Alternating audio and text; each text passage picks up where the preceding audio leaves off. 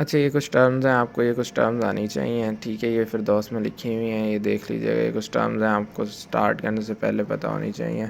अब ये जो है ना, ये इसकी जो ये डिजीज़ वाला ये ना जेपी से इसकी डिजीज़ भी देखिएगा, ठीक है। जेपी में ना रेस्पिरेशन की डिजीज़ काफ़ी लिखी हुई हैं, तो वो देख लीजिएगा। इंपॉर्टेंट वाली तो कम से कम देख लीजिएगा, ठीक है। और बस ये हाइपर वेंटिलेशन हाइपो वेंटिलेशन का कॉन्सेप्ट होना चाहिए आपको।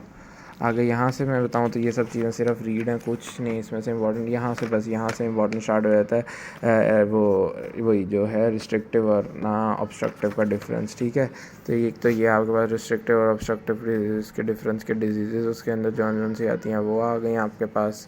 उसके बाद आपके पास ना ये थोड़ा सा वी ओवर क्यू से रिलेट करके है, ये मैंने शायद बीआरएस से देखा था, ये हो गया। इसके अलावा आपके पास ना ये डिफरेंस आ जाता है, ये फिरदौस से बना हुआ है ऑब्स्ट्रक्टिव रिस्ट्रिक्टिव का, ये इंपॉर्टेंट है। ये सारी चीज़ों पे इफ़ेक्ट्स हैं इसके, ये आने चाहिए आपको।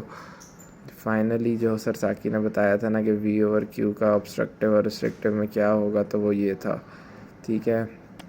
तो ये कर लीजिएगा, बहुत वेरिएशंस आती हैं। उसके बाद पल्मोनरी ये वाली बात को काट दीजिएगा, ये वाली गलत हो गई थी, लेकिन कंप्लायंस वाली बात फिर भी सही थी। ये सर साकी ने कहा था गलत, ये पास पेपर में थी, ये गलत बात है, ये नहीं करनी। अच्छा, उसके बाद फिर ये एम्फिज़िमा और ये सब ना बुक में बहुत लंबे चौड़े लिखे हुए हैं। आपके पास आ जाना है 2 नंबर का सवाल, तो आपको बस चीज़ों को समराइज़ करना आना चाहिए, उनके इफ़ेक्ट्स, उनके मैकेनिज़म्स को, और तो इसी तरह करके समराइज़ कर लीजिएगा।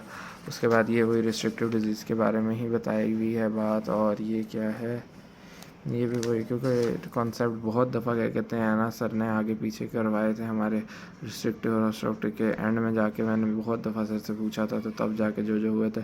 तो अब ये फ़ाइनल कॉन्सेप्ट थे, ठीक है। ये हो गया। उसके बाद ये सारी बस आपने इनको शॉर्ट लिस्ट करते जाना, कुछ नहीं इसमें से ज़्यादा करना है। हाँ, ये वाले ये देख लीजिएगा है, ये आपका रेस्पिरेटरी डिस्ट्रेस सिंड्रोम, इसी तरह करके लिखिएगा तो नंबर मिल जाएंगे पेपर में।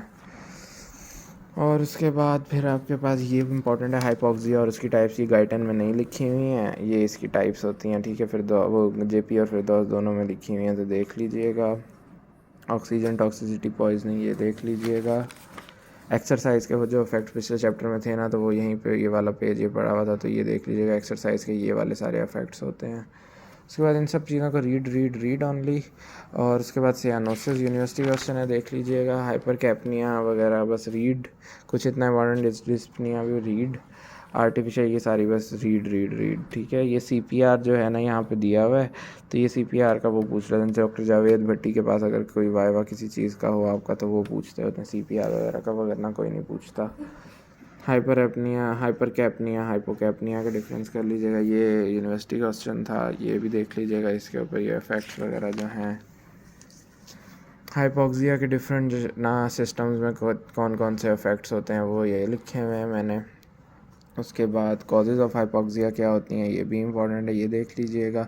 हाइपोक्सिया और हाइपोक्सीमिया डिफरेंट होते हैं। आर्टीरियल PO2 कम हो तो वो हाइपोक्सीमिया होता है, और अगर O2 डिलीवरी टू टिश्यूज़ खत्म हो जाए तो वो हाइपोक्सिया होता है। तो इन दोनों की कॉजेज़ भी डिफरेंट हैं। उसके बाद अडेप्टेशन टू हाई एल्टीट्यूड, ये आपको पता होनी चाहिए कि हाई एल्टीट्यूड पे जाएंगे तो आपकी किस तरह होगी, ठीक है। उसके बाद ये ख़त्म।